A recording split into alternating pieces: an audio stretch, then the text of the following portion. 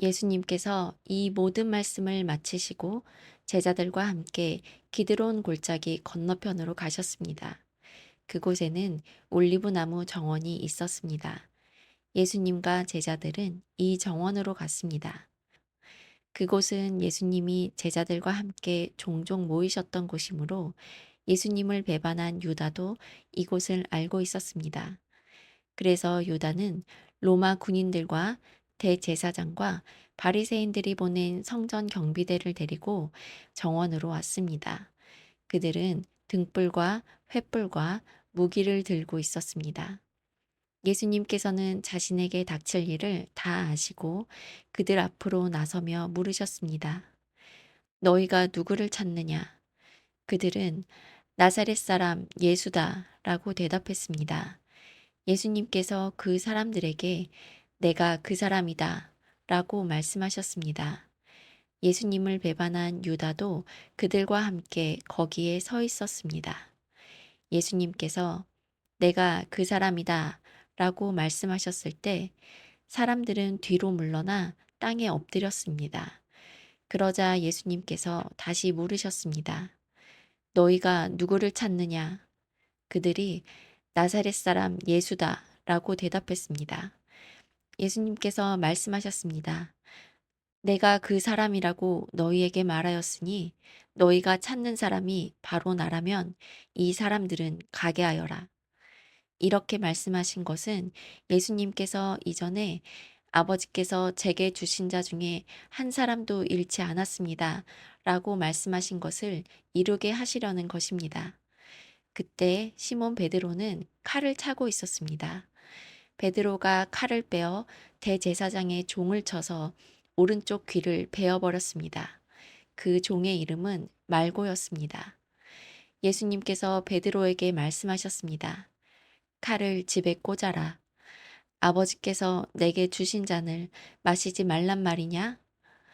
그 순간 군인들과 천부장과 유대 성전 경비대가 예수님을 체포했습니다. 그들은 예수님을 결박하여 먼저 안나스에게로 끌고 갔습니다. 안나스는 그 해의 대제사장인 가야바의 장인이었습니다. 가야바는 며칠 전에 유대인들에게 한 사람이 백성을 위하여 죽는 것이 더 낫다고 말한 사람이었습니다. 시몬 베드로가 다른 제자 한 사람과 함께 예수님을 따라갔습니다. 이 다른 제자는 제사장과 친분이 있는 사람이었기에 그는 예수님과 함께 대제사장의 집 뜰 안으로 들어갔습니다. 그러나 베드로는 문 밖에서 기다려야만 했습니다. 대제사장과 아는 사이인 그 제자가 문 밖으로 나왔습니다. 그가 문 지키는 여자에게 말하여 베드로를 안으로 데리고 들어갔습니다. 문 지키는 여자가 베드로에게 당신은 이 사람의 제자 중 한 사람이 분명 아니지요? 하고 물었습니다. 베드로는 난 아니에요. 라고 대답했습니다. 날이 추워서 종들과 성전 경비대가 불을 피워놓고 주위에 둘러서서 불을 쬐고 있었습니다. 베드로도 그들과 함께 서서 불을 쬐고 있었습니다. 대제사장이 예수님께 예수님이 가르친 말씀과 제자들에 관해 물었습니다. 예수님께서 대답하셨습니다. 나는 세상에 분명히 말하였다. 언제든지 유대인들이 모이는 회당과 성전 뜰에서 가르쳤고 은밀하게 말한 것이 하나도 없었다. 그런데 어째서 내게 묻느냐? 내 말을 들은 사람들에게 내가 그들에게 무엇을 말했는지 직접 물어보아라. 그 사람들은 내가 무엇을 말했는지 알고 있다. 예수님이 이렇게 말씀하실 때 곁에 있던 성전 경비대원 중 한 사람이 예수님의 얼굴을 주먹으로 치면서 말했습니다. 대제사장께 이런 식으로밖에 대답하지 못하겠소? 예수님께서 그에게 내가 잘못 말하였다면 그 잘못이 무엇인지 말하여라.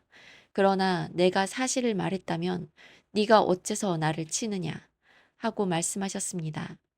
그러자 안나스는 예수님을 결박한 채 대제사장 가야바에게 보냈습니다.